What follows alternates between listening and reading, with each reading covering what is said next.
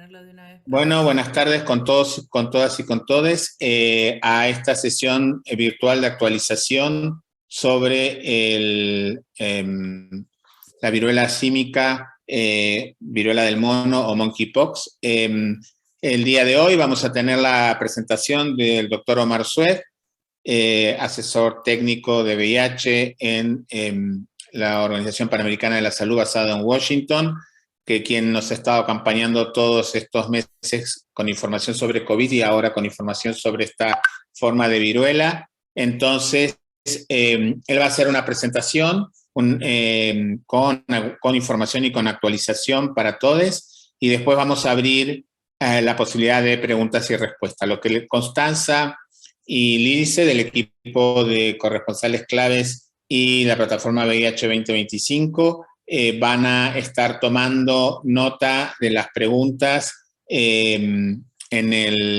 las preguntas en el chat para tratar de responder a todas. Y bueno, sin más, Omar, gracias por acompañarnos en otra reunión. No va a ser la última, lamento informarte. Y escuchamos tu presentación y después conversamos un poco sobre las dudas de la gente. Gracias. Hola, muchísimas gracias, Javier. Se está volviendo costumbre eso de informar en las pandemias y la verdad que es divertido. Esta presentación no es solamente presentación mía, también tengo que agradecer al equipo de gestión de incidentes de viruela símica del OPS, que es digamos, el grupo, el task force que se ha armado y en el que yo estoy participando en la parte clínica. Entonces, para comentar rápidamente, perdone si me expando, me avisan si se me hace muy largo, a ver cómo hacemos para pasar acá. En primer lugar, entonces, recordar que la OMS, que la OPS ha sido una de las primeras organizaciones en dar el alerta. Ya desde el 20 de mayo se armó este alerta para todos los países, y también la OMS ha sido esta vez mucho más proactiva que con la COVID, en declarar la emergencia como un evento de importancia de salud pública de la viruela símica, incluso cuando los mismos países que habían estado convocados para esta reunión preferían esperar un poco más, ¿no? Pero esto se planteó justamente porque se ve ya la forma muy importante en la que se diseminó a través de en todos los países, más de 26 países ya en las Américas también afectados. Y no es una cuestión de entrarse a ponerse loco con los números, pero sí que tener en cuenta que las Américas ahora es un lugar de muchísimos casos acumulados, más de 15.000 en esta última semana, la mayoría concentrados en Estados Unidos, pero Brasil también tiene un número muy importante de casos, seguido por Perú, México y Chile, Colombia y Argentina. Entonces estos casos se han venido apareciendo en estas últimas semanas. Estamos viendo entonces la dinámica específica en nuestra región. Vemos que las curvas van aumentando. En los países todavía no vemos curvas que estén bajando. Este gris es por el tipo de reporte que hace Estados Unidos, pero en todos los países la tendencia todavía sigue siendo creciente. Y hablamos de personas que son personas jóvenes. La mayoría de ellos son hombres. Solamente 1,3% en la región de las Américas son mujeres.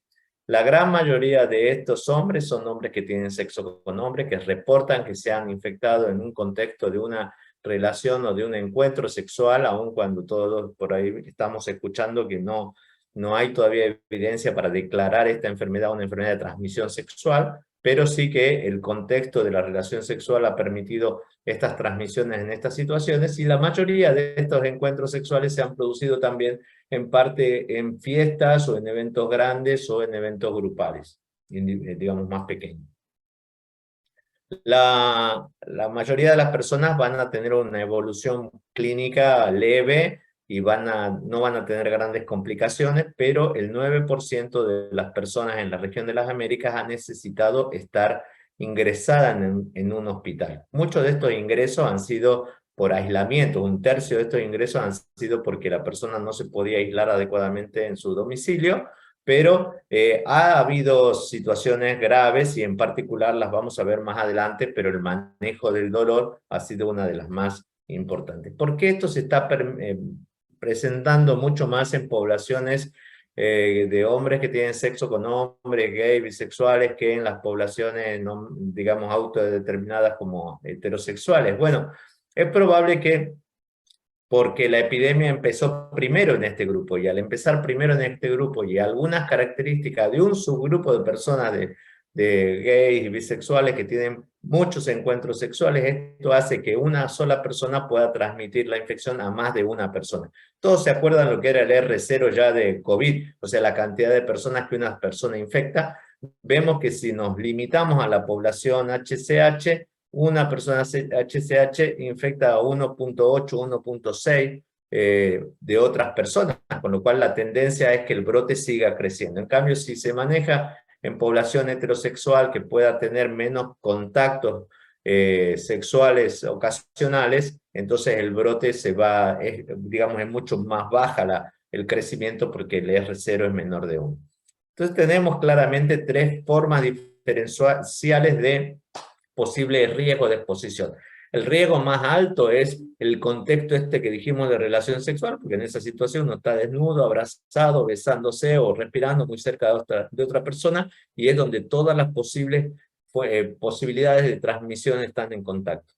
El riesgo medio no son las personas que tienen relaciones sexuales, pero que viven muy cerca de una persona infectada, hablan muy cerca, toman mate, charlan, entonces las gotitas respiratorias que uno elimina cuando todo se grita, habla o se ríe, pueden ingresar a la otra persona y se puede producir, pero no es el 100% de los casos de transmisión, más o menos la mitad de una familia de una persona infectada se va a infectar. Y el riesgo ya más bajo es que uno toque algo que una persona infectada ha tocado en el colectivo, en la calle o en alguna otra situación. Esto es muy poco probable que suceda, pero no se puede descartar, digamos, pero es muy poco probable que vaya a haber una transmisión por el tiempo que puede durar el virus viable. Este virus se había conocido ya hace mucho tiempo que se conoce, estaba endémico en África, no se ha eliminado allí, y ahí se habían descrito algunas características clínicas concretas, como que tenía un periodo de incubación de entre 7 y 14 días, que empezaba con fiebre, con debilidad, cefalea, y después venía dolor de garganta, adenopatías, y después el cuerpo se llenaba de lesiones, empezando desde la cabeza hasta los pies, incluyendo palmas y plantas, que iban en una característica clínica todas juntas como mácula, pápula, vesícula, pústula, costra, hasta que podía aparecer en algunos casos graves una evolución negativa, sobre todo en embarazadas, en inmunocomprometidos o en niños. Sin embargo, algunas de estas manifestaciones se presentan en este brote, pero hay un montón de características diferenciales de este brote con respecto a lo que se decía en África. El periodo de incubación es corto, a veces de 5 a 6 días en vez de 7 a 14 días, como decimos siempre. Muchas personas, un tercio de las personas van a empezar no con la fiebre, sino empiezan directamente con lesiones en el área genital o en el área anal, que pueden ser poquitas, que no generalmente sean tan, digamos, diseminadas. A diferencia de la situación en África, estas lesiones pueden tener diferentes estadios, o sea, algunas están en pápula, algunas en vesícula, otras están rotas con costra. Por suerte la evolución es más benigna de lo que se veía en África, donde la mortalidad era de 1 al 4%, y un 30% de los casos, y a veces más en otras series, están asociados a una infección de transmisión sexual.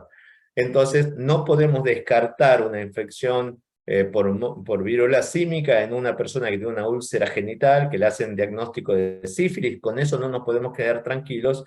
En este contexto de brote hay que estudiar por si hay esta coinfección. Estas son las lesiones que se están viendo ahora. Vemos que son pústulas pequeñas, umbilicadas. Esto es una característica muy importante. Cuando uno ve esto ya sabe que esto es viruela símica, rojito abajo y como el pupito acá, la costra, después la costra que se hace grande y la costra que se cae. O sea, hay algunos estudios que están mostrando la progresión de estas lesiones, sobre todo en el área genital, que es lo que ha sido la característica más importante, que empieza como si fuera una herpes anal y después van coalesciendo las lesiones y pueden mostrar llagas muy grandes. En el pene estas lesiones son muy chiquititas, para ver, no sé si se verán, pero característicamente el ombligo, digamos, la lesión umbilicada.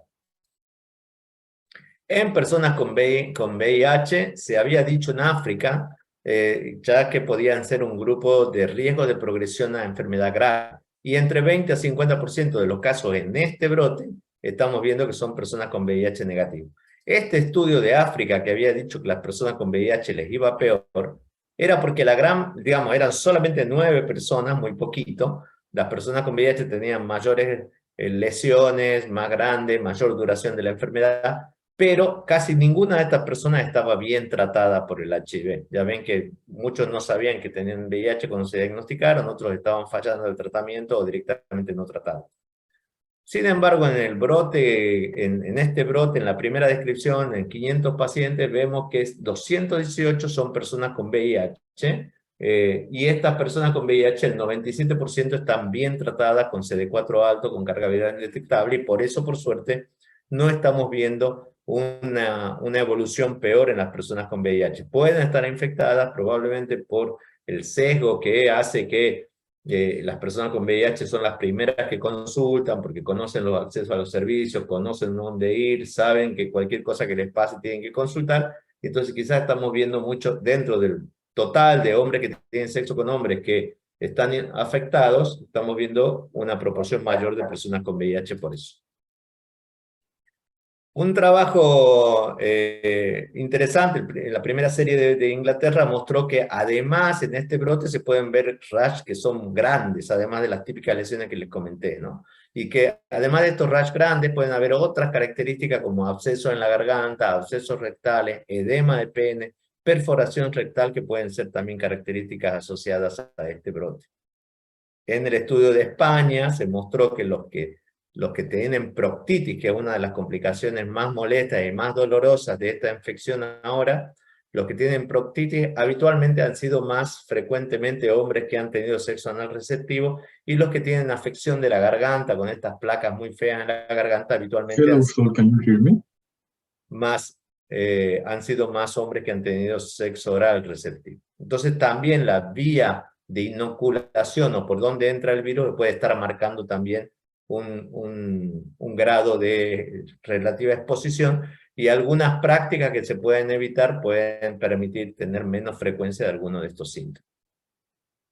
No hay mucha respuesta al tratamiento, no hay evidencia del tratamiento, digamos, los antivirales que se están usando en algunos lugares no tienen ninguna todavía evidencia en humanos, se han probado en animales, en conejos y en monos, y parecen mostrar que reducen la evolución de la enfermedad y parecen mostrar que bajan la carga viral, pero la verdad que los estamos usando ahora como acceso expandido porque no hay información, y por eso la OMS recomienda hacer estudios clínicos para poder tomar la decisión de utilizar esto. Como el comienzo del COVID, también hay mucho miedo de que alguna de estas cosas den algún efecto adverso y estemos haciendo más daño que beneficio. De hecho, el brimstridofovir, que es una molécula que se propone como tratamiento, lo único que hay publicado en humanos son estos 3 casos de personas tratadas con la carga viral no bajó mucha, pero produjo hepatitis en los 3 casos, ¿no? Entonces tenemos que tener mucho cuidado con este brimstridofovir. Con tecovirimat, un solo caso acá en esta serie, y parece sí que baja la carga viral y que mejora los síntomas, pero un solo caso o 3 casos adicionales, como es lo que publica ahora Estados Unidos, es muy poco como para tomar una decisión a nivel de país. Los pacientes que se están internando son pacientes que ingresan por hemorragia digestiva, dolor o mucha molestia en la zona rectal, o por uretritis, por el edema de pene que implica que no pueden orinar, o faringitis grave que no pueden tragar, o algunas lesiones que se hayan sobreinfectado, o directamente también se prefiere internar una persona si está con muy bajo CD4 o si tiene algún otro problema de salud que lo inmunocompromete, o a las embarazadas o a los niños, porque son los que pueden llegar a tener peor evolución. Estas imágenes son de José Luis Blanco, del Hospital de Clínic de Barcelona. Vean una rectitis, esto con una espécula adentro, se ve como la mucosa está toda lastimada e inflamada, y eso realmente puede ser bastante difícil para manejar. O esta celulitis, por ejemplo, en la cara, o estos edemas penianos. Estas son lesiones extremas, pero lo más habitual es que sea una sola lesión pequeñita como esta, que vamos a tener que estar bien pendientes y darle bastante entidad y consultar cuando aparezca una lesión así de pequeña. Una de las complicaciones que asusta es la afectación del ojo, no porque afecte no por las úlceras del párpado, sino por la úlcera de la córnea, que si se cicatriza, eso puede generar ceguera y va a tener que necesitar un trasplante de córnea. Otras cosas que preocupan son, y que no sabemos a ciencia cierta todavía del todo, es cuánto de este virus puede estar asintomático. Un grupo en Bélgica ha tomado las muestras rectales que tenía guardadas en su freezer, que había utilizado para buscar clamidia en un programa de PrEP, y de 220 muestras encontró 3 casos que fueron totalmente asintomáticos. O sea, encontraron 3 casos con monkeypox, llamaron a las personas, les preguntaron cómo estaban, las revisaron, no habían tenido nada durante 21 días, o sea, pueden decir que pasaron la infección de forma sintomática. Hay un micrófono abierto. Otra de las cosas que no sabemos es cuánto tiempo dura este virus dando vuelta por todo el cuerpo. Sabemos que se puede encontrar en la sangre, en la garganta, en el semen. Y en este grupo, en este estudio en Italia, lo que se hizo fue sacar una de estas muestras de semen y ponerla en conjunto con células para ver si ese virus tenía capacidad de infectar, y sí, lograron afectar, digamos, a estas células, dando estos fenómenos citopácticos que le dicen. Entonces es probable que si bien no está establecido como una infección de transmisión sexual, es probable que el semen tenga capacidad, además de las PCR positivas que ya estamos viendo, que tenga capacidad de infectar. Pero esto todavía necesitamos más evidencia para esto.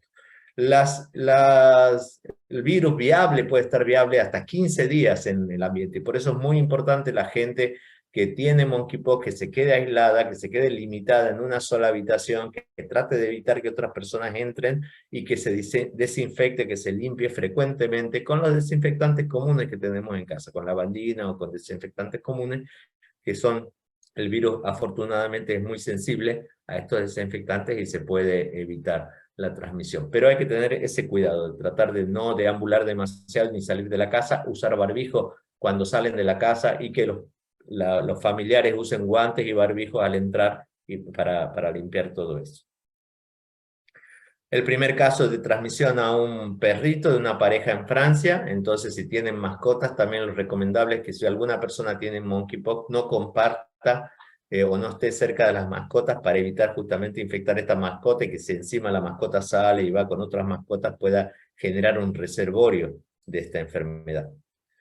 Una cosa divertida o interesante es que hay un grupo en San Francisco midiendo en San Francisco la cantidad de virus en las cloacas, y está viendo cómo en los lugares en las ciudades donde empieza a haber brotes, esto se puede también determinar por el aumento de virus monkeypox dando vuelta en las cloacas. Entonces ya uno puede focalizar un poquitito más las campañas de prevención. Esto lo aprendimos del COVID.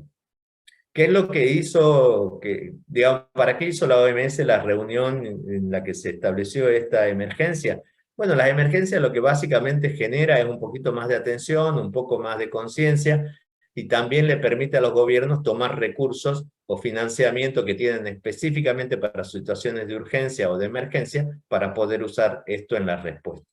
Y la OMS lo que le dio fue recomendaciones a los diferentes países. En particular, Latinoamérica está en el grupo 2, son países que tienen casos de viruela símica, ya sea o importados o directamente locales, de transmisión de persona a persona. Y en este grupo 2, lo que tenemos que hacer es tener una respuesta coordinada. Vamos a estar de acuerdo que esta respuesta coordinada tiene que ser también con la participación de la sociedad civil, justamente para poder diseñar mejor los mensajes de transmisión, la protección a los grupos vulnerables. Y entonces este involucramiento y esta protección a las comunidades tiene que ser realmente efectiva, y no solamente, digamos, limitándose a pasarle información para que diseminen, sino justamente estos grupos de trabajo, digo, estas mesas de situación tienen que tener la presencia de organizaciones o representantes de organizaciones de la sociedad civil, para poder tener una articulación clara con esta respuesta de comunicación y de prevención. Hay que fortalecer los sistemas de vigilancia, hay que establecer las guías del manejo clínico y prevención y control de infecciones, hay que empezar a hacer estudios de investigación para ver si los antivirales y las vacunas tienen un impacto realmente efectivo, y hay que tener en cuenta sobre todo los movimientos internacionales. Las personas que se mueven en fronteras, digamos, que pasan, tienen que tener el derecho de poder seguir pasando, aun cuando hayan sido contactos. Si no están enfermas, pueden seguir pasando. siempre y cuando, digamos, puedan, cuando tienen síntomas, se aíslen, ¿no? Eso es la OPS lo que ha hecho también, además de esta emergencia, ha puesto esta página web donde puedan encontrar información general, noticias, documentos técnicos, materiales de comunicación, alertas epidemiológicas y varios webinars. Muchos de estos webinars quedan grabados en esta página web. La OMS ha hecho una guía clínica, todavía está en inglés, pero tiene datos concretos de cómo manejar, aislar, cómo evitar la transmisión, el rol de los antivirales, la prevención de las mujeres embarazadas y los niños y el manejo de los pacientes graves. Hay un montón de materiales de comunicación que se ha hecho con varias sociedades y organizaciones, y para los médicos una plataforma clínica para que se registren y puedan poner los datos de sus propios pacientes, y que va a ser siempre bueno para compartir esta información y tener más evidencia. También ha hecho una capacitación en laboratorio para que todos los países tengan acceso a los kits para empezar a testear, y gracias a esto ya se está testeando en más de 37 países en la región, con dos tipos de testeo. O se hace primero digamos, directamente una PCR para identificar los ortopoxivirus en general, y si da positivo recién se hace uno específico de viruela símica, o se empieza, si ya hay muchos casos circulando en el país, directamente con el de viruela símica, que si da positivo ya es un caso confirmado. Esto se hace de la muestra de la costra, se hace un hisopado de la muestra de la vesícula o de la lesión de la piel, y se manda directamente, y con eso se hace PCR. Puede ser que algún país le pida sangre o plasma, porque es importante guardar después muestras para ver cuánto aumentan los títulos de anticuerpos y controlar, sobre todo si hay pacientes que tenían vacuna de la viruela de cuando eran jóvenes, para ver si esos anticuerpos benefician o no la evolución clínica. Entonces posiblemente en algunos casos les pidan además sangre. Los países tienen que fortalecer el sistema de vigilancia, tienen que poner claramente las estrategias de prevención y control de infección, en particular en los hospitales, para que las personas no se acumulen en salas de espera y no se produzcan situaciones de transmisión en los hospitales. Y también el control ambiental, la desinfección, y explicar en las casas y en los lugares de aislamiento cómo descontaminar las situaciones, digamos, las diferentes superficies para evitar esta transmisión que dijimos. La OPS es la organización que nuclea todos los ministerios de salud de todos los países de la región de las Américas. Hubo una reunión extraordinaria de los ministerios con la directora de la OPS para empezar a articular la forma de tener acceso a las vacunas. Las vacunas son muy limitadas, el stock es muy limitado, es muy difícil de producir, es muy cara, sale casi $100 cada dosis, y por eso es que en este momento no se recomienda una vacunación masiva a cualquier persona, sino, como hay pocas dosis, priorizar. En primer lugar, a los convivientes, por ejemplo, parejas sexuales y convivientes de una persona que ha tenido monkeypox, para evitar que estas personas desarrollen una enfermedad grave, y después si se puede ir avanzando a grupos que tienen mucho mayor riesgo de exposición, como personas que pertenezcan a poblaciones clave o trabajadores de la salud que puedan estar expuestos, ¿no? Tiene algunas limitaciones. En personas con VIH posiblemente se necesiten 2 dosis, aunque en algunos países se está probando una sola dosis, y otros países están probando dar una fracción pequeñita de dosis, que posiblemente sea suficiente para generar anticuerpos en algunas situaciones si se da intramuscular. La vacuna es segura, se puede dar a embarazadas, a niños, la vacuna Jynneos. Y con respecto a los tratamientos son solamente por ahora sintomáticos. Lo más importante es controlar el dolor, y, perdón por mi perra que está desesperada hoy, controlar el dolor y controlar, digamos, las lesiones, que no se sobreinfecten, que se sequen y se curen. Hay antivirales que se han propuesto que pueden ser, digamos, útiles en algunas situaciones.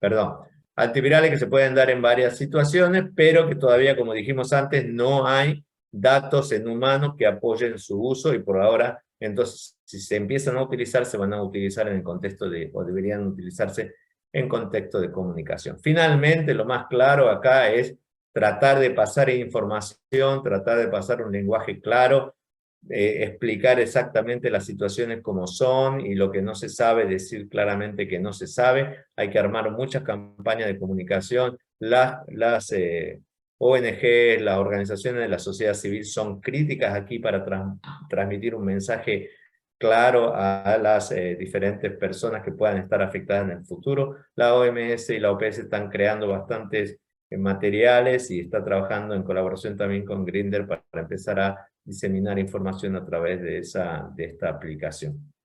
Así que bueno, para cerrar, las prioridades son contener los casos, tratar de proteger las comunidades para parar la transmisión, detectar los casos a tiempo, evitar la transmisión a otras personas segundas, o sea, buscar a los contactos de los casos positivos para tenerlos en vigilancia también y apenas tengan síntomas ponerlos en aislamiento y eventualmente cuando tengamos opciones a vacunas poder empezar a prevenir los casos graves en esta situación y la comunicación y la participación comunitaria. Muchísimas gracias. Ojalá que haya sido llevable. Un abrazo. Gracias, Omar. Ha sido no solo llevable, sino muy importante, muy didáctica. A veces acá hay mucha información que es necesario bajarla a la comprensión de todos y todas y todes. Constanza, del equipo de la plataforma, ha estado tomando preguntas en el chat. Vamos a empezar por esas preguntas, Omar, y si nos queda algo de tiempo, abriremos el micrófono si a partir de las preguntas y las respuestas surgen nuevas preguntas. Constanza. Listo. Bueno, muy buenas tardes. Muchas gracias por participar. La primera pregunta fue de Alicia, que habló sobre, su pregunta tenía que ver sobre novedades sobre los contagios a través de fluidos genitales y las novedades sobre las recomendaciones de la vacuna. Creo que eso ya como lo explicaste muy bien. No sé, Alicia, si quieres escribir si tienes alguna pregunta puntual sobre el tema que no haya quedado abordado. Erika preguntaba si han encontrado lesiones internas y de ser así, sí se recomienda hacer endoscopias. Hay muchas lesiones internas, en particular en el recto, y por eso se produce una de las formas de presentación, puede ser el sangrado directamente. Y después hay lesiones en la garganta, hay gente que no puede tragar directamente. No se recomienda hacer endoscopías porque esto lastima más, tener el riesgo de la perforación anal, como lo vimos anteriormente, de la perforación rectal. Entonces, si el paciente tiene dolor, lesiones y tiene alguna lesión que se puede hacer evidente en la piel, es mejor hacer el diagnóstico de ahí. Si solamente tiene dolor interno, bueno, ahí en ese caso se recomienda hacer una colposcopía con un anoscopio transparente y tomar las lesiones, y si no, eventualmente en algunos casos puntuales se podrá considerar una endoscopía. Muy bien. Matías pregunta que por qué siguen usando las vacunas viejas. No, dice, ¿por qué no se usa la vacuna vieja? Entonces, y es Perfecto. buena pregunta y es excelente. Perdona, Constanza, no quiero. No, perfecto, buenísimo. No, que justo lo vi también acá aparecer, pero digo, y es una excelente pregunta, Matías. No se usa la vacuna vieja por varias cuestiones. Por un lado, porque no está disponible, digamos, las únicas vacunas que están son los stocks de reserva estratégicos que tienen algunos países, pero se podrían usar esos stocks. El problema es que es una vacuna que da muchos efectos adversos, tiene una forma de aplicación que es muy difícil, hay que lastimar la piel con una aguja rara que se llama aguja bifurcada, que hay que lastimarla y poner ahí, entonces hay que entrenar mucho a la gente, es muy difícil la capacitación de cómo dar esa vacuna, y además es una vacuna a virus vivos atenuado, o sea que si una persona está embarazada o si es una persona que tiene las defensas muy bajas, puede ser peligroso. Entonces, tiene estas complicaciones por las cuales todavía no. Pero si la situación realmente se torna muy problemática, es probable que algunos países consideren empezar a utilizar estas vacunas también. Ok, Constanza, dame un segundito, ya que estamos en el tema de vacunas. Vos mencionaste, bueno, se está hablando de dos vacunas, ¿no? La Jynneos y la CAN 2000. Una de las cosas que se vieron en los chats y en los grupos que estamos compartiendo durante todo fin de la semana pasada y este fin de semana, es que algunos ministerios de países de América Latina están diciendo que no hay evidencias suficientes para el uso de esas vacunas y para comprarlas y distribuirlas. Sería la primera pregunta. La segunda pregunta es, todos sabemos y lo estamos diciendo que vamos a enfrentar, como pasó con el COVID, con limitaciones de acceso a esas vacunas, o en todo caso va a haber ya hay más vacunas en los países centrales o los países ricos del norte o Australia, y que como pasó con el COVID va a tardar más en llegar al sur. ¿Qué nos podés contar de lo que la OPS está trabajando con los países para si va a hacer compras mancomunadas, etcétera, ¿no? Entonces, la primera son las evidencias, la segunda pregunta tiene que ver con el acceso a la vacuna para América Latina y el Caribe, y la tercera pregunta para complicarte la vida es, ¿hay otras vacunas, como dicen en el pipeline, en la línea de investigación, además de estas dos que están presentadas? Esas serían las tres preguntas que te haría sobre vacunas, Omar. Bien, sí. Tenemos la vacuna CAM, entonces, que es la vacuna que estábamos diciendo que hay que dar con esta aguja bifurcada y que puede ser peligrosa en algunos pacientes.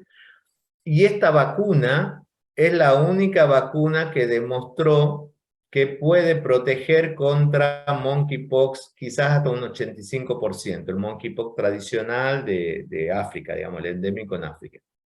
No hay, digamos, después apareció una vacuna más nueva, que es la Jynneos, que puede tener otros nombres en Canadá y en África, Imavex, Imanube, qué sé yo, pero que es una vacuna que no tiene virus vivo, que es un vector Ankara virus, se llama. Se agarra un virus común y corriente, se le pone el pedacito de monkeypox, de smallpox, y se usa como vacuna, que no hay ningún estudio de esa vacuna contra monkeypox. Lo que se hizo fue correlacionar un poco la cantidad de anticuerpos que produce una y medirlos con la cantidad de anticuerpos que producía la vacuna CAM. Por eso es que dice la OMS, no hay ningún estudio que demuestre que realmente son eficaces en prevenir la infección desde movida o de prevenir la infección después del contacto, ni tampoco sabemos cuánto tiempo dura esa protección, ¿no? Y por eso son necesarios estos estudios. Obviamente que las discusiones y las decisiones de salud pública muchas veces se toman en contextos de incerteza. Cuando la situación empieza a ser realmente complicada, muchas veces, y lo hemos visto en COVID, hemos tenido que tomar decisiones de urgencia con uso de algunas vacunas con datos muy preliminares también. Y afortunadamente la situación ha sido muy buena, ha ido muy bien. Pero se han tomado muy malas decisiones con medicamentos y sabemos todos que la hidroxicloroquina ha generado más muerte por toxicidad que las personas que ha salvado, ¿no? Entonces, por eso es que hay que tener siempre un respeto hacia la evidencia para poder tomar decisiones. Al problema de la vacuna se complica, o sea, al problema de la falta de evidencia, se complica el problema de la disponibilidad. Es una vacuna que hay pocos millones en existencia en algunos países que ya tenían su propio, que en la época del miedo al terrorismo biológico se acumularon en muchos lugares. Hay una sola empresa que las produce. Hacer una vacuna de estas demora más o menos 6 meses, o sea que están empezando a producir, pero no vamos a ver mañana esas dosis, y el costo de esas vacunas es altísimo y todavía no hay competidores como para que baje ese costo. Entonces, en ese contexto, un país que quiera comprar vacunas la tiene bastante dura, la tiene bastante complicada. Entonces, todos los países lo que han hecho es pedirle a la OPS que trate de negociar, conseguir vacunas. Y de momento, lo que podemos comentar es que se han conseguido unas 100.000 dosis de vacuna, pero no para mañana, sino de acá a fin de año, en forma paulatina, con lo cual eso implica que muy pocos países van a tener muy pocas vacunas. No se va a poder abastecer 10.000, 20.000, 30.000 dosis por país porque no alcanza para los 44 países. Y eso obliga entonces a tratar de buscar cuál es el lugar más efectivo en que esta vacuna puede ser utilizada, para priorizar sobre todo, por ejemplo, puede ser los pacientes convivientes, sobre todo los de alto riesgo, ¿no? Si vos tenés tu mamá con linfoma y tenés monkeypox y recién te das cuenta después que tuviste 3 días de fiebre con ella, bueno, quizá es más importante esta persona que una persona joven que se puede infectar mañana con monkeypox, pero que lo puede llevar bien. Entonces estamos igual que en el comienzo del COVID, cuando también teníamos estas prioridades, personal de salud, por las personas más de 65, etcétera, etcétera. Me has preguntado algo más de vacuna y no sé cuál era la tercera. Bueno, no, ahora vemos, no te preocupes. Creo que era pero me surge una repregunta. Estamos viendo noticias en en países del norte que están usando, por ejemplo, un vial para 5 inyecciones. ¿No? Están racionando, digamos. ¿Qué opinas? Están racionando eso porque se vio que, porque hay una característica del sistema inmune, que si vos inyectás la vacuna, necesitas una cantidad grande de antígeno para que lo tome una célula presentadora de antígeno, lo lleve al ganglio y produzca los anticuerpos. En cambio, si lo das intradérmico, como cuando se pone la PPD, que se infla, con, digamos, la piel como una bolita, ahí hay muchas más células presentadoras de antígeno, entonces con menos volumen se puede lograr el mismo efecto. Okay. Eso es algo que es para todas las vacunas en general, y por eso se quiere aprovechar para esto, pero tampoco hay datos. O sea, lo están empezando a hacer por la desesperación que no hay, porque no hay vacuna. Si la OPS o la OMS se lo van a recomendar cuando tengan algún dato concreto de que realmente no estamos desperdiciando las vacunas porque no hace efecto en ninguno después, ¿no? Entonces yo calculo que toca semanas. Esto va a llevar 3 o 4 semanas de empezar a tener los resultados de los anticuerpos de esa estrategia, y si son similares, es una situación que se puede considerar. Genial. Constanza, algunas preguntas más escritas. La gente que quiera hacer breves preguntas abriendo el micrófono, levante la mano ahora o calle para siempre. Constanza, ¿algunas otras preguntas por escrito para Omar? Sí, tenemos unas 3 preguntas más. Vale. Una de estas preguntas es cómo saber si tengo algún anticuerpo. Eso lo preguntaba Pablo con respecto al tiempo el que se habían vacunado previamente. O sea, si hay alguna estimación de la población que se ha vacunado previamente y cómo saber si ya tiene los anticuerpos. La vacuna previa no es una garantía de protección. La serie de los españoles, de 180 casos, 31 estaban vacunados anteriormente. Puede ser que con el paso de los años los anticuerpos van disminuyendo, lo hemos visto con COVID, necesitamos booster permanentemente, y quizás la presentación clínica es más leve, no es tan grave, no se vaya a complicar, pero no lo sabemos todavía porque tampoco hay grandes números de personas con o sin vacunas con monkeypox. Entonces, no hay una indicación hoy de que uno, si ha estado vacunado en la infancia, de que se vaya a hacer un control de anticuerpos, porque no tenemos claro cuál es el título protector. Pero si esta persona vive en algún lugar donde están haciendo investigación, está bueno que consulte con estos investigadores, porque hacer investigación sobre estos temas nos va a permitir contestar estas preguntas. Muy bien, muchas gracias. Rocío comentaba como la importancia de enumerar a las personas trans y personas clave, a lo que Marianne como que, digamos, hizo referencia, así se han documentado los retos que pasan en estas poblaciones específicas con referencia al tema de monkeypox. Bueno, ahí hay un doble balance, y ahí saben ustedes mejor que yo, y seguramente le pido ayuda aquí a Javier que hable mejor que yo y no me haga meter la pata, pero hay una delgada línea que es entre la alerta a la comunidad y la comunicación y el refuerzo del estigma en determinados grupos. El monkeypox apareció en grupos de hombres que tienen sexo con hombres, probablemente por alguna casualidad, por una exposición, digamos, en un contexto de un evento o de algunos eventos de gran diseminación, como pueden ser las grandes fiestas, que generan un volumen de personas infectadas inicialmente que por la actividad sexual se fue transmitiendo. Pero podría haber pasado en otros colectivos. Digamos, si hubiera sido en tatuadores, si hubiera sido en una convención de tatuadores, posiblemente mañana estuviéramos viendo todos tatuadores, ¿no? Y tatuados con monkeypox. Entonces, enfocarnos demasiado para el público general en una comunidad que tiene prácticas específicas puede fomentar la estigmatización. Claramente cualquier persona, hombre, mujer, heterosexual, grande o persona muy grande o persona joven, si tiene muchas parejas sexuales, tiene riesgo de adquirir monkeypox, porque lo que decíamos cuando mostrábamos el riesgo rojo, concentrar todas las posibles formas de riesgo, o sea, estás piel a piel, beso a beso, mucosa a mucosa, líquidos vaginales, líquidos seminales y hablando cerca, ¿no? Entonces ahí tenés toda la situación para potenciar. Entonces, mientras más relaciones, pero tampoco es exclusivo que necesites relaciones sexuales para infectarte. Vos podés estar cuidando a una persona con monkeypox, o estar abrazado, besando, o de la mano, una madre con un hijo, puede transmitirle el monkeypox si tiene lesiones en la mano, ¿no? Entonces, por eso es que calculo que las organizaciones, las agencias, hemos preferido no focalizar demasiado el mensaje en trabajadora sexual, en volver a poner este eufemismo de población clave, digamos, porque en realidad somos todos clave para el monkeypox. Así que Javier, no sé si metí la pata, ayúdame. No, creo que lo que decís es muy importante. Hay una ambigüedad acá donde por un lado siempre ponemos la frase cualquier persona puede tener monkeypox, lo cual es técnicamente cierto, es biológica y clínicamente cierto, pero hay un mecanismo de transmisión que es muy importante y que en este momento la epidemiología de este brote se centra en varones gays, bisexuales y otros hombres que tienen relaciones sexuales con otros hombres.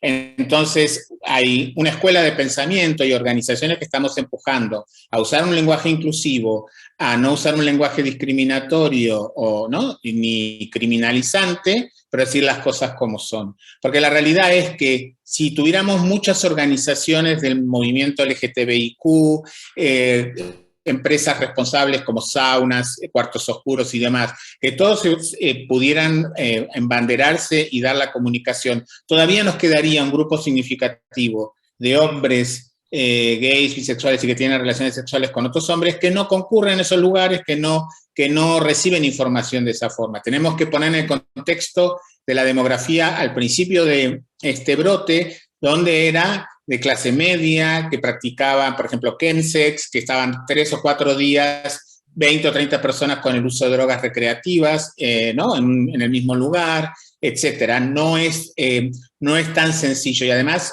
hay datos recientes que están saliendo hoy mismo lunes, que está mostrando que no es un roce de mano, no es que si uno le da la mano así en el pasillo, en una conferencia de SIDA, por ejemplo, a una persona con monkeypox se lo agarra. Hay mucho frote, ¿no? Tiene que haber mucha exposición y como bien decía Omar en la presentación, estamos hablando de diferentes lesiones en la piel de diferente naturaleza que tienen un líquido adentro donde se han encontrado la carga viral más alta. En otras partes, o sea, semen se ha encontrado el ADN de la viruela, pero corrígeme si me equivoco, no con la misma carga viral que las lesiones en piel o mucosa.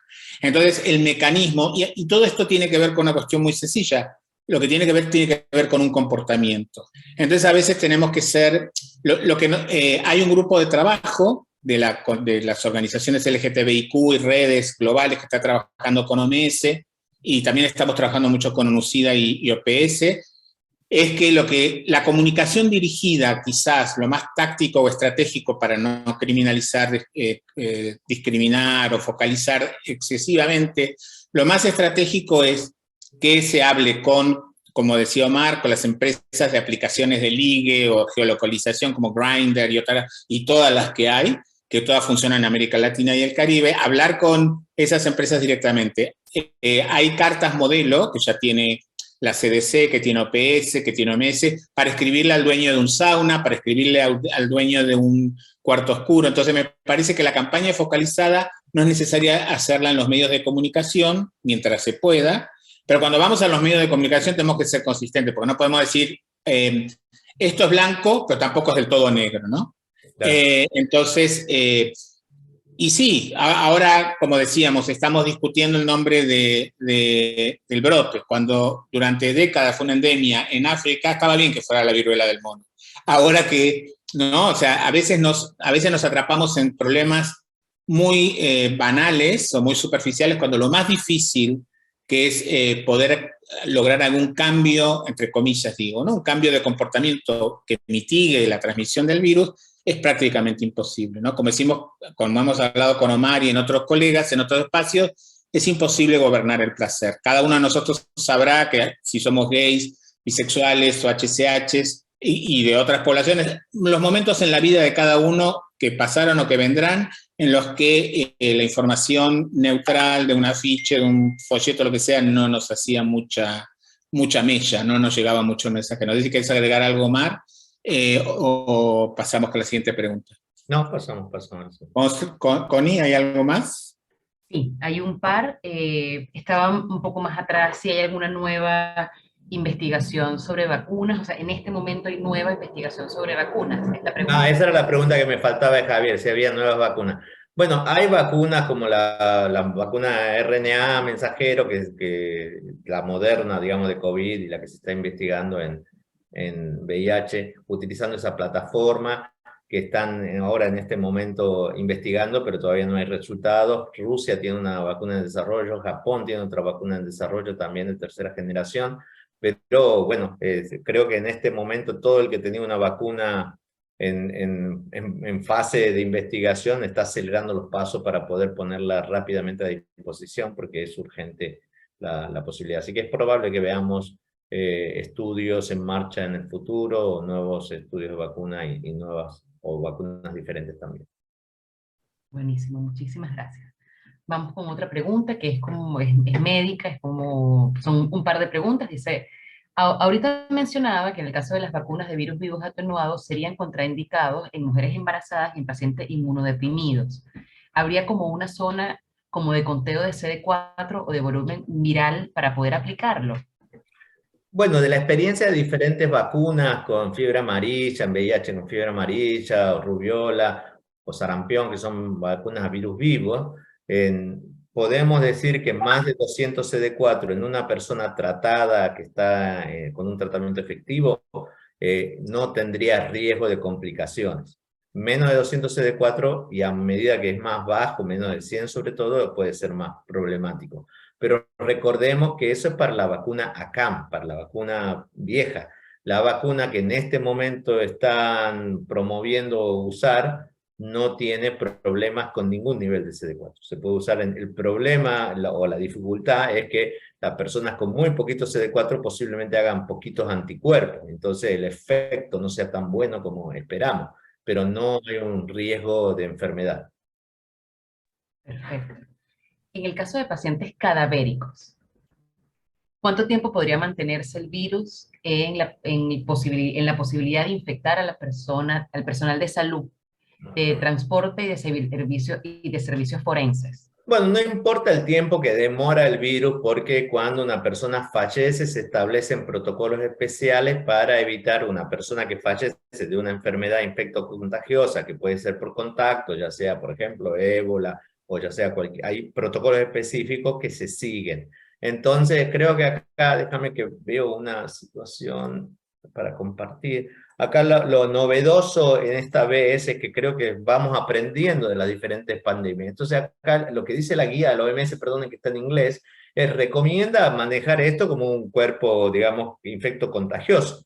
Pero me quiero poner aquí, hemos aprendido del COVID que hay que respetar la dignidad del muerto y la dignidad de la familia, ¿no? Entonces desde ahora ya están diciendo, si hay una persona que fallece de COVID, por favor, por mirarlo, no se va a infectar la familia. Entonces dejen a la familia que se ponga las medidas de protección, pase, lo mire, se despida, que no lo bese, que no lo toque, porque puede ser infectante, pero sí que haga su propia despedida y después higienizarse y ya está, ¿no? Y continuar con esa ceremonia y con estas actividades, porque realmente esto ha sido un dolor muy grande que hemos sufrido mucho en la época de COVID y que hemos tenido que aprender un poco a los golpes.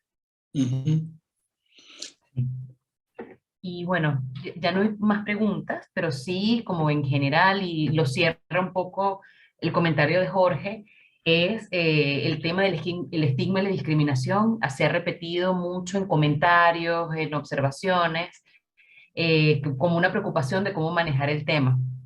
Entonces, bueno, lo dejo ahí, no sé si A mí quieren me hacer parece como eso algún que es comentario al final. lo más importante, porque para nosotros los médicos y para los que trabajamos en organizaciones, no tenemos mucha información de cómo transmitir esto adecuadamente. Así que desde ya bienvenido a todos los que quieran hacer su aporte a través del chat de cómo deberíamos enfocar esta comunicación de forma de llegar a las comunidades, pero no con un lenguaje estigmatizante. Nosotros hemos tenido con Javier varias discusiones al respecto, o charlas, digamos, no discusiones en el buen sentido de la palabra, y hemos participado en presentaciones con otros países y notamos que esta falta de experiencia que tengo yo la tiene mucha gente.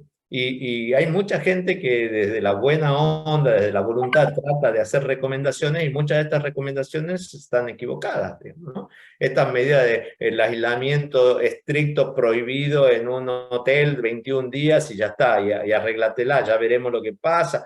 o que esto, digamos, claramente no es algo que está pasando o que se promueva a pasar, sino que por ahí puede ser una estrategia para personas que realmente no tienen dónde ir o no tienen, o que viven en la calle, pero no para todas las personas. O, por ejemplo, la forma que tenemos los médicos, sobre todo lo que hacemos vigilancia, que ya la palabra vigilancia es tan fea, digamos, ¿no? Que hablamos de la lucha contra esta enfermedad, el eliminar el enemigo, contener la infección, controlar la infección, ¿no? Todo este lenguaje bélico que utilizamos los médicos posiblemente también tiene un impacto muy negativo a la hora de una persona que lo único que quiere es estar bien, no quiere infectar a nadie, pero tampoco quiere que lo metan preso durante 21 días solamente porque tiene una ronchita en la mano, ¿no? Entonces eso hay que tener en cuenta. Sí, me parece que lo que mencionás, Omar, lo hemos hablado también. Hay algunos países que están utilizando lenguaje bélico y lenguaje que mete miedo a la persona que sospecha que puede tenerlo, como es brigadas, residencias. Y creo que si algo tenemos que haber aprendido de 40 años de VIH, de la respuesta al VIH, del fracaso de la respuesta a las ITS, algo tenemos que haber aprendido de más de 2 años del COVID, que está lejos de haber terminado, en muchos aspectos, pero creo que el peso que tiene el lenguaje, el peso que tiene la información falsa, cargada de prejuicios, la infodemia, que va a haber también, ya hay en paralelo con, ¿no? con este brote epidemiológico, ¿no? Y estas cosas de no tener un manual en el cómo podemos comunicar sin promover, ni tampoco podemos medir. Va a haber grupos focales en los países y demás para ver cómo se puede comunicar sin generar más estigma y discriminación. Pero bueno, todo depende de los países, ¿no? Tenemos países en la región hiperconservadores, con grupos religiosos fundamentalistas que van a usar el púlpito para decir que esta es otra forma más en la que Dios castiga a los desviados, todo esto entre comillas muy grandes, o lo harán en forma mucho más sutil o solapada, porque esos grupos fundamentalistas ya ocupan escaños del Congreso. Le queríamos dar la oportunidad, hay una última pregunta que vi que entró al chat, y darle la oportunidad a la gente que tiene nuevas preguntas, si quiere levantar la mano, porque nos quedan unos minutos adicionales para escucharles. Constanza, me parece que entró una pregunta de Javier, ¿no? Sí. Javier comentaba, creo que también va como en la misma línea, el tema que vienen conversando, que piensan del traslado de la epidemia a otras poblaciones. Me preocupan, por ejemplo, que se extienda a población migrante o población en cárceles, por mencionar algunas. Seguramente se va a extender a poblaciones. Digamos, como todas las pandemias, esta comenzó por una conjunción fortuita de la gente con una posibilidad de transmisión. Pero como decimos algo antes, no hay ningún factor biológico que nos diga que solamente se va a quedar en hombres que tienen sexo con hombres. Claramente, ya hemos visto 1,5% de las personas ahora son mujeres. En San Pablo hay reportes ya de 2 o 3 mujeres embarazadas, hay varios niños en la región afectados, y entonces eso puede generar situaciones, y cualquier lugar cerrado donde haya mucho contacto físico puede ser un lugar de transmisión. Quiero decir, un lugar donde hacen sumo puede ser un lugar de transmisión, o un jardín de infantes de un chiquito con muchas lesiones puede ser un lugar de transmisión. Es probable que cualquier situación en la cual hay mucho cuerpo con cuerpo, mucho frote, como decía Javier antes, hay que tener los ojos abiertos y hay que ser muy inteligentes para poder implementar las medidas de prevención. En Barcelona, a mí me tocó trabajar en una época en una agencia de salud pública y hacíamos controles de todos los brotes, y había un brote de hepatitis B entre corredores de maratón, de esas maratones que van campo traviesa a través de las montañas. Y entonces decíamos, ¿cómo puede ser un brote de hepatitis B en ese lugar? Salvo que estén teniendo sexo a la noche en la carpa, pero era el padre, la madre y el marido, digamos, eran situaciones muy difíciles de interpretar desde lo sexual, y era simplemente el cartoncito que llevaban las personas en la mano de estación a estación, porque pasaban por los arbustos, se raspaban, se lastimaban, tocaban el cartoncito, lo pasaban, y todos los que siguieron detrás tocando ese cartoncito y rascándose se infectaron, 10 personas de hepatitis B. vamos a tener que seguir mirando mecanismos posibles de transmisión. No son solo, el sexual es el más efectivo, la relación sexual en general, pero va a haber otros mecanismos de transmisión que vamos a tener que estar mirando para poder estar atentos también. Exacto, y además quiero agregar que en las cárceles o en grupos muy grandes de migrantes hay violencia sexual, hay abuso sexual. Eso es un tabú que no se habla, pero con 40 años de VIH, el tema del VIH dentro de las cárceles...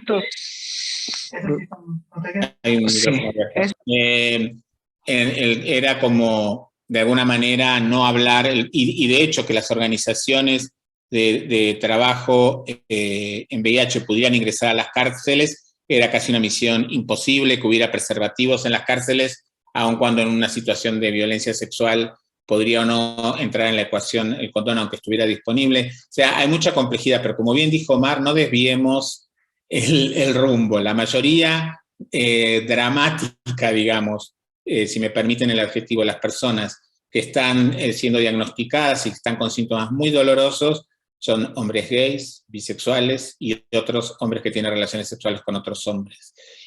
Por ahora, por suerte, maratonistas no. Pero hay maratonistas que tienen relaciones sexuales después de la maratón, todavía les queda energía para eso. ¿Alguna pregunta que quiera alguien levantar la mano para ir cerrando esta sesión? ¿Hablen ahora o...? Un minuto más para ver si alguien quiere levantar la mano, pero de nuevo hay una cosa que obviamente no es el rol de OPS decirnos lo que tenemos que hacer nosotros, ¿no? Pero a ver si nos puedes echar un poco de luz. Si ustedes, el OPS tiene una función de asesorar a los gobiernos. Algunos ministerios de salud están diciendo, primero vamos a comprar vacunas solo para los profesionales de la salud. Y entender que los profesionales de la salud pueden o no tener equipo de protección personal, hay un protocolo de bioseguridad, etcétera, ¿no? Pero bueno, hay ministerios que están diciendo vamos a comprar solo vacunas para los profesionales de salud, como si hubiera suficientes vacunas para comprar. Y otros ministerios están diciendo, bueno, pero esta vacuna no está aprobada, entonces no vamos a comprarla porque no está aprobada. Cuando en el caso del COVID, porque entre comillas nos afectaba a todos, eso no se discutió ni de Argentina a México, pasando por el Caribe hispano. Entonces, una rápida reacción sobre ese tema y vamos cerrando. Hola. Sí, hola. Pablo, dame un segundito y te damos la palabra. Deja la mano levantada. Sí, no sé hacerlo. Comento lo de la pregunta de Javier, de la OPS. Los ministerios son soberanos, cada país puede hacer lo que quiera, la OPS no tiene herramientas para obligar a un país a hacer algo que un país no quiera, ¿no? Entonces por eso también es importante la abogacía local, la transmisión de información verídica, pero sí se trabaja con mucho asesoría y muy cerca. Todavía no hay una recomendación formal de la OPS de cómo priorizar. Se está discutiendo con el grupo de expertos de vacunas, que son representantes de muchos países, expertos de la región, y se va a llegar a un consenso para ofrecer a los países, así como se hizo en COVID, que hay que tener en cuenta a la hora de priorizar. Claramente, hay medidas de protección personal que pueden ser utilizadas y posiblemente entonces los trabajadores de salud que se pueden beneficiar son los que no han podido usar esa medida de protección. No todos los trabajadores de salud, porque si un tipo es oftalmólogo y no está viendo pacientes hace 6 meses, no tiene riesgo por su profesión. O si es un radiólogo que solo mira las radiografías, no tiene riesgo eventualmente. Pero si una persona estaba atendiendo y en ese momento no sabía o no sospechaba que tuviera monkeypox y hizo varios procedimientos, estuvo muy cerca, posiblemente se pueda beneficiar, ¿no? Entonces yo creo que hay que esperar que esté este reporte y apelar a la abogacía y al trabajo día a día para que no quede mucha gente, digamos, en riesgo atrás, ¿no? Sabiendo que el recurso va a ser limitado. Gracias, Omar. Pablo. Hola, sí, Javier, hola, Omar. Vengo siguiendo toda la discusión. Les cuento, tengo una productora de cine LGBTIQ, trabajo en comunicación. Me quedé pensando, como ustedes pedían ayuda o solicitaban sobre cómo encarar la comunicación para los grupos, siendo focales y a la vez sin ser estigmatizantes. una cosa que se me ocurría y que les quería acercar y que después tipo, podemos seguirla en otro momento, siento que la mayoría de las discusiones no tienen el foco puesto en nosotros como colectivo, en hacernos entender a que hoy por hoy los dark rooms, los saunas, los lugares de sexo grupal, manejan en muchos casos una lógica distinta a la que se usaba antes, en la cual las personas iban a hacer algo prohibido y a satisfacer un deseo propio y a hacer lo que no podían hacer de día. Hoy por hoy, varios somos conscientes de que cuando vamos nos importa ahí empatizar, cuidarnos, estar con el otro. Y si a veces no tenemos la información, pero si se nos remarca el hecho del autotest y che, cuídate vos, cuidá al otro, y volver, digo, entre nosotros, mis amigos decimos, no estoy yendo porque cuando tengo el pito rojo no quiero andar repartiendo gilada, por ejemplo, se dice. Y nos preguntábamos, che, con la gente con la que venimos viéndonos en ciertos lugares cada tanto tiempo, che, ¿y cómo te fue con tal cosa? Ah, no, sí, desapareciste. No, sí, desaparecí porque estuve con una gonorrea de clamidia, y hablamos en esos lugares sobre esos espacios. Digamos, hay una forma cool y piola, no estigmatizante, que es apostar a hacernos entender que somos parte de un colectivo y que no nos sintamos solos, y que al cuidar al del lado nos cuidamos a nosotros mismos. Nada, quería ir para ese lado para ir con una nota linda, por lo menos. No, por supuesto. Lo que te decía Pablo es que, como vos decís, obviamente, evoluciona la forma en que uno se relaciona con lo que hace, cómo comparte y con sus propias redes sociales personales, no solo las virtuales. Pero también antes que apareciera este brote, mucho antes que apareciera este brote, surgió, los que trabajamos en este tema, en VIH, ITS, y pasó también con COVID, el incremento en la práctica del chemsex o chemsex, que no es para, de nuevo, nosotros no lo estamos juzgando, lo que trabajamos en esto, decimos, esa y hay otro montón de prácticas que no es cuestión de juzgarla, es tratar de encontrar cómo se puede reducir el impacto de la transmisión cuando tenés, por ejemplo, sin ningún ánimo de juzgar, 30 personas que durante 3 días, usando cristal y otras sustancias recreativas, y no es una generalización, ¿no? Pero sí depende de una determinada demografía que tiene que tener recursos, que vive seguramente en la capital, que depende de cierto nivel socioeconómico y demás, pero no es decir, todos los varones gays y bisexuales hacen chemsex o slamming o otro tipo de prácticas que incluyen drogas recreativas y largas sesiones de sexo, que una cosa contribuye a la otra, no es generalizar. O sea, me parece que tenemos, como bien decís, Pablo, y bienvenida a la ayuda, tenemos que tratar de lograr llegar con mensajes a las personas que están más expuestas, porque si no, digamos, no tiene ningún sentido, y si hacemos campañas en los medios de comunicación masivos, no se va a sentir identificado la población más expuesta que todavía no conozca que esto está pasando, etcétera, ¿no? O sea, me parece, bueno, Grindr y todas las empresas del mismo mercado han asumido mucho más la responsabilidad ahora que en otros episodios, y están poniéndolo también muy en positivo, porque obviamente no quieren perder clientes, es una empresa. Lo mismo los saunas, las discos, los bares y demás que tienen cuartos oscuros no quieren ser cortamambo, no quieren ser anticlímax, entonces están buscando formas creativas y alternativas de visualizar y sensibilizar este tema. Todos los que están en esta llamada y todos los que trabajan en organizaciones LGTBIQ+, de VIH, de salud sexual, conocen medios de comunicación dirigidos a la comunidad, conocen centros de encuentro, conocen colegas que organizan fiestas particulares. Hablen, ustedes son los mejores mecanismos de comunicación. Ya acá ya tenemos un comunicador que vamos a cooptar también. Omar, ¿querías agregar algo a esto sobre lo que... No, sí, felicitar la propuesta de Pablo, agradecer la propuesta de Pablo, porque es algo que yo me olvidé de decir. Parte del mensaje claro que hay que transmitir es que si tenés síntomas, te contactes inmediatamente con alguien para que te haga el diagnóstico y te aísles preventivamente, y no, digamos, justamente para evitar las cadenas estas de transmisión. Y después otra cosa que tenemos que trabajar con las comunidades es la búsqueda del seguimiento de los contactos. Es muy difícil en la población gay y HCH, claramente, pero hay que ver algunas formas también innovadoras de poder alertar a las personas que estuvieran en contacto con uno cuando uno es diagnosticado de monkeypox, de que también se autoevalúen periódicamente y ante la mínima lesión también entren en Uh-huh. bien. Ok, gracias, Omar. No veo ninguna otra pregunta, pero es eso. Hay mucha creatividad en esto. La gente que es conocida, que organiza habitualmente estos encuentros maratónicos de sexo y sustancias psicoactivas, se les ha mandado, y lo están haciendo, crear un grupo, con el perdón de la expresión, un grupo de WhatsApp, más grupo de WhatsApp, con todos los participantes, en caso que hubiera que alertar los días después de que ha habido un caso positivo.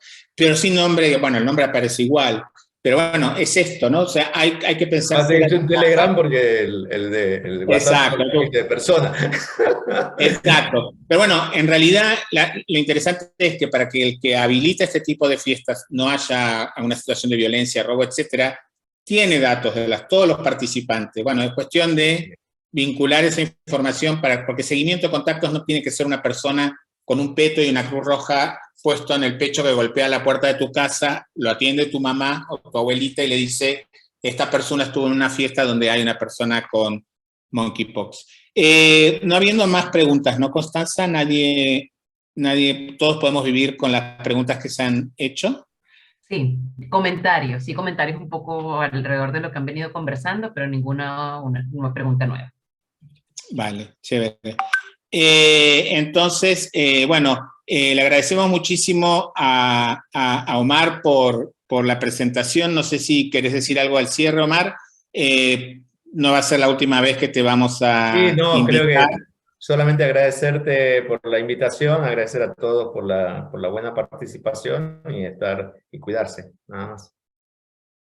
Muchísimas gracias. Gracias al equipo de corresponsales claves y la plataforma VIH 2025. Y bueno, gracias a los más de 70 personas que estuvieron el día de hoy. Y bueno, sigamos trabajando juntos. Un abrazo.